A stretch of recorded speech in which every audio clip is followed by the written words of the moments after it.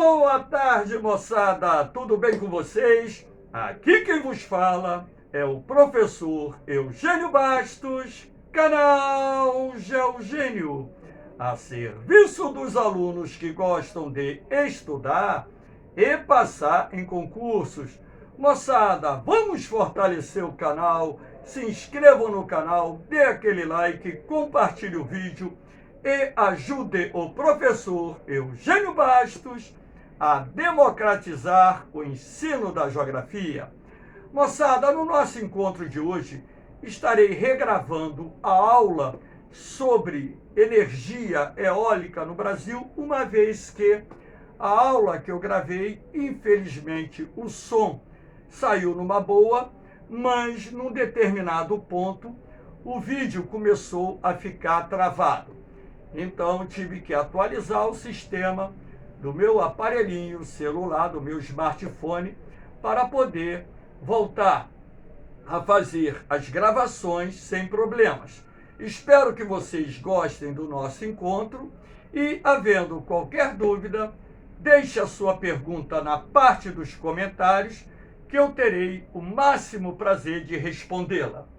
Então, moçada, eu já havia gravado inúmeras aulas sobre fontes de energia, abordando a matriz energética e a matriz elétrica brasileira, assim como a matriz energética mundial.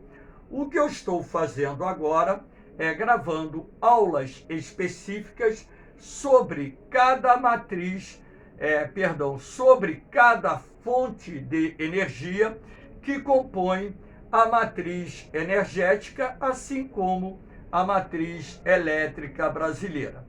E nesse encontro de hoje, eu irei falar sobre a energia eólica, a energia dos ventos. E nada melhor do que essa imagem de um parque eólico para que vocês possam ter noção do que é um parque eólico e também iremos, ao longo dessa aula, falar sobre a importância dessa matriz elétrica na diversificação da matriz, não só energética, como também a matriz elétrica brasileira.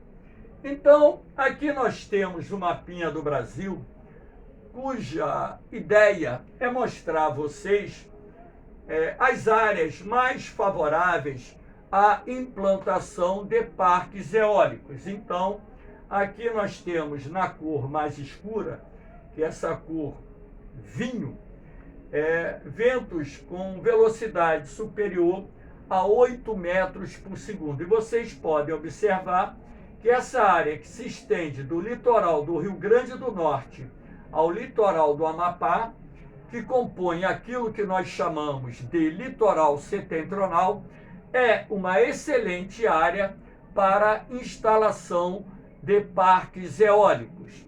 Uma outra área muito boa para instalação de parques eólicos é o sertão nordestino, sobretudo aqui onde se encontra a depressão sertaneja e aqui onde se encontra a depressão sanfranciscana. Essas duas depressões formam um excelente corredor de ventos, razão pela qual alguns dos mais importantes parques eólicos do Brasil estão localizados nessa área. Aqui no sul do Brasil, nós vamos destacar o litoral do Rio Grande do Sul, uma das mais importantes áreas produtoras de energia eólica em nosso país, e uma outra área que eu destaco está aqui no oeste de Santa Catarina e no sudoeste do Paraná, onde também temos condições ideais para instalação de parques eólicos. Que fique bem claro, essas áreas citadas são as melhores áreas para instalação de parques eólicos, aqui dentro da parte continental, que nós chamamos de geração onshore. Porém, é possível também você gerar energia eólica offshore, ou seja, no mar. Então, já existem projetos em fase de licenciamento ambiental para a implantação de grandes parques eólicos na zona litorânea costeira, não só do Nordeste, como também do Sul e Sudeste do Brasil. O próprio estado do Rio de Janeiro, onde eu resido, tem 4 grandes projetos de instalação de parques eólicos onshore no litoral. Repare que o Rio de Janeiro está aqui nessa corzinha azul, com ventos inferiores a 5 metros por segundo, não é uma área a nível continental muito propícia à implantação de parques eólicos. Mas o que acontece no mar? No mar você tem uma incidência de ventos muito mais constante, até mesmo porque a diferença da temperatura do ar entre a parte continental e a parte oceânica favorece a formação de correntes de ventos que sopram normalmente do oceano em direção ao litoral, favorecendo dessa forma a instalação de parques eólicos no mar. Então, aqui nós temos, para dar seguimento à nossa aula, a capacidade instalada em megawatts. Aqui saiu G, mas desconsidera esse G aqui, coloca o W, tá? Então, isso aqui, na verdade, é megawatts, não MG. MG é a sigla de Minas Gerais, né? Isso é um erro, esse erro foi meu mesmo, tá? Foi na hora de digitar, eu digitei errado. Então, aqui é megawatts. Então, para que vocês possam perceber que essa capacidade instalada de geração de energia eólica sofreu um crescimento expressivo a partir de 2010. Então, você vai percebendo que, inclusive, nos últimos anos, a geração acumulada ela aumentou bastante e também os investimentos ou os novos investimentos até 2024, não temos ainda informações ou dados sobre investimentos futuros, porque esses investimentos vêm de leilões promovidos pela ANEEL, que é a Agência Nacional de Energia Elétrica, e depois que as empresas vencem um leilão para instalação de parques eólicos, aí entra todo aquele processo de licenciamento ambiental para ser aprovado o projeto, o início das obras e, consequentemente, um tempo depois, a inauguração dos parques eólicos. Então, de tempos em tempos, a ANEEL ela faz leilões para licitar áreas para implantação de parques eólicos em nosso país. Então, como vocês podem perceber, a capacidade instalada e também os novos investimentos na geração de energia eólica têm sido de suma importância para o aumento da participação desse setor na matriz elétrica brasileira. Aqui nós temos, a matriz elétrica brasileira de 2002, de acordo com os dados da ANEEL, que é a Agência Nacional de Energia Elétrica. Esses dados eles vão mudando mês a mês, tá? Por que eles mudam?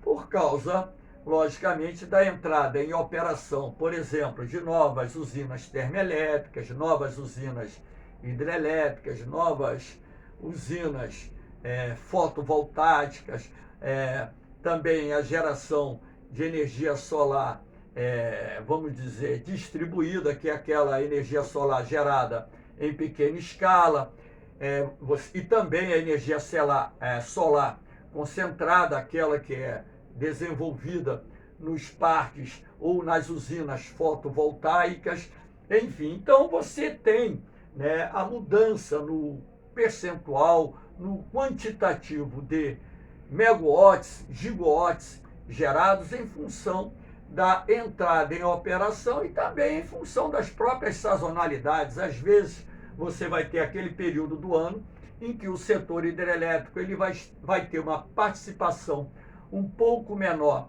a nível de percentual na geração de energia elétrica, porque é aquele período em que os reservatórios de boa parte das usinas hidrelétricas brasileiras se encontram em níveis muito baixos. Então, aí você tem uma redução da geração da energia elétrica das usinas hidrelétricas. Isso também acontece, por exemplo, com os parques eólicos, porque o vento ele não sopra com a mesma intensidade 365 dias por ano. Existem aqueles períodos de maior incidência de ventos, mesmo naquelas áreas mais favoráveis à implantação de parques eólicos, assim como tem períodos de menor incidência de ventos. Então, de acordo com esses dados da Agência Nacional de Energia Elétrica, aqui nós temos, por exemplo, o setor eólico representado aqui com uma capacidade de 21,5 gigawatts, que correspondem a 11,8% da matriz elétrica brasileira. Então, dentro desses dados que estão aqui sinalizados, a energia eólica hoje é a segunda mais importante fonte de energia da matriz elétrica brasileira. Agora, que fique bem claro, quando a gente fala em usinas termoelétricas, então você tem que tomar cuidado, porque o termo geração termoelétrica provém do uso de qualquer fonte de energia numa usina termoelétrica para gerar eletricidade. Então, isso leva em conta o emprego da lenha, do carvão vegetal, do carvão mineral, do gás natural, do bagaço da cana-de-açúcar, da casca de arroz, do óleo combustível e por aí vai. Então, se você somar todas as fontes que geram calor e que são empregadas nas usinas termoelétricas para a geração de eletricidade, aí o setor termoelétrico corresponde à segunda mais importante fonte de geração de eletricidade do Brasil. Agora, se você separar as fontes de energia que são empregadas no setor termoelétrico, aí o setor eólico passa a ser a segunda mais importante fonte de energia utilizada em nosso país. Então, aqui nós temos esses dados, esse gráfico aqui da Agência Nacional de Energia Elétrica, para mostrar a vocês, em destaque aqui, o verde, que corresponde à capacidade instalada dos nossos parques eólicos no ano de 2022, ou seja, no início de 2022. Aqui nós temos as vantagens da energia eólica e as desvantagens. Então, é uma fonte de energia renovável, ou seja, você pode explorar indefinidamente. Baixo custo de geração, porque você não paga nada pelo vento que está sendo responsável pela movimentação das hélices que se encontram na parte superior de uma torre. Não produz gases do efeito estufa, então é uma fonte de energia 100% limpa, ela não polui o ar atmosférico. Mas a energia eólica, ela tem lá as suas desvantagens. Elevado custo de implantação. Por quê? A implantação de um parque eólico é muito caro. Não pensem vocês que essas torres são pequenas. Olha aqui essa construção aqui, essa construção próxima, essas torres aqui, dá a dimensão do tamanho dessas torres que sustentam aqui em cima os aerogeradores. Os aerogeradores ficam nesses retângulos aqui na ponta da torre. E essas hélices também, muitas vezes, têm dezenas de metros. No mundo existem torres, hoje, com cerca de 300 metros de altura, o que equivale à altura de um prédio de 100 andares. Aqui no Brasil, ainda não temos torres dessa dimensão, mas temos torres aí com 60, 70 metros de altura em parques eólicos espalhados no território brasileiro, tá bom? Então, além disso, você tem a forte dependência do vento, mesmo nas regiões onde a incidência de ventos é mais constante, você não tem a garantia durante 365 dias do ano dos ventos necessários para a geração de energia elétrica. Então, a energia eólica, na verdade, ela passa a ser uma fonte complementar. Ela não tem condição, por exemplo, de abastecer uma cidade, mesmo que haja um parque eólico com a capacidade instalada para tal, durante todo o ano. Por quê? Por causa da variável da incidência de ventos. Sendo assim, a energia eólica deve ser uma fonte de energia complementar. Como as fontes de geração de energia elétrica, elas estão interligadas através das redes de distribuição de energia, consequentemente, isso deixa de ser um problema quando você tem a baixa eficiência do aerogerador naqueles períodos de calmaria. Aí você provoca a morte de aves e morcegos. Isto porque essas hélices ficam girando. E os bichinhos, coitados, né, acabam colidindo com essas hélices. Onde você tem um parque eólico, você encontra aves e morcegos mortos. Infelizmente, não há o que se fazer dentro dessa questão. Você não pode construir, por exemplo, um parque eólico numa rota de ave migratória, porque isso geraria um problema muito grande. Aí você gera ruídos de baixa frequência. Isso incomoda as pessoas que vivem nas imediações. Inclusive, há 2 semanas atrás, numa cidadezinha lá do Rio Grande do Norte, que eu me esqueci até o nome agora, né? Centenas de pessoas saíram às ruas para protestar contra o ruído provocado pelos aerogeradores. Imagina você, quem já esteve no meio rural ou quem mora no meio rural sabe do que eu estou falando. São áreas extremamente silenciosas durante o dia e muito mais silenciosas ainda durante a noite. Então, qualquer ruído, ele passa a ter uma dimensão muito maior. Isso acaba incomodando muito as pessoas. Sendo assim, se você tem um conjunto de aerogeradores, você não vai ter uma única fonte de ruído. Você terá diversas fontes de ruídos que irão incomodar as pessoas. Com o tempo, até algumas pessoas se acostumam, mas outras, infelizmente, não se acostumam. E você tem que levar em consideração também que nessas áreas devem viver pessoas idosas, devem viver pessoas que estão sofrendo com algum tipo de doença, né?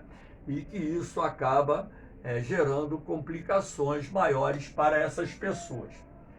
Provoca impactos ambientais nos ecossistemas costeiros e marinhos. Então, quando você constrói, por exemplo, um parque eólico no litoral, você vai criar ali, vai gerar um impacto ambiental no ecossistema costeiro, seja na vegetação de praias, dunas, restingas, seja até mesmo caso um parque eólico venha a ser construído numa região de mangue, assim como também acontece na zona litorânea costeira, onde a construção de um parque eólico também vai gerar determinados tipos de impactos ambientais.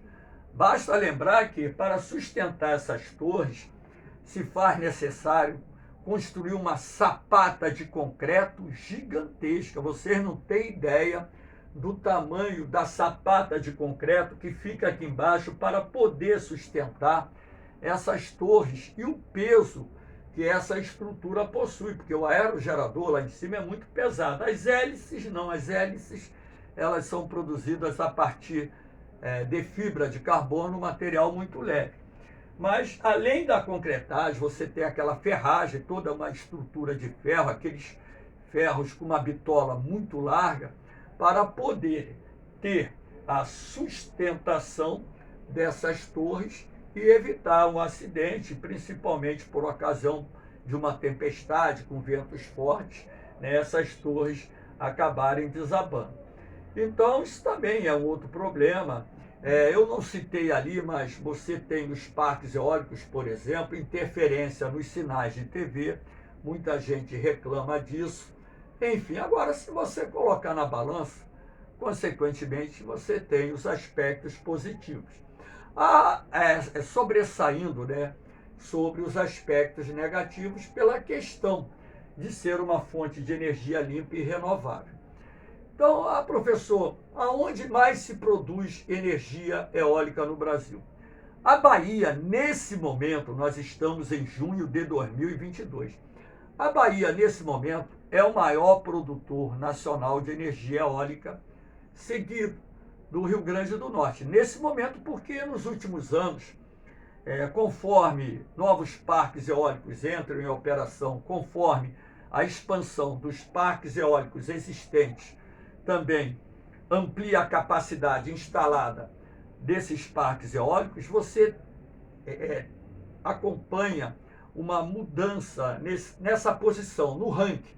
Então, às vezes, o Rio Grande do Norte está liderando, às vezes, a Bahia está liderando.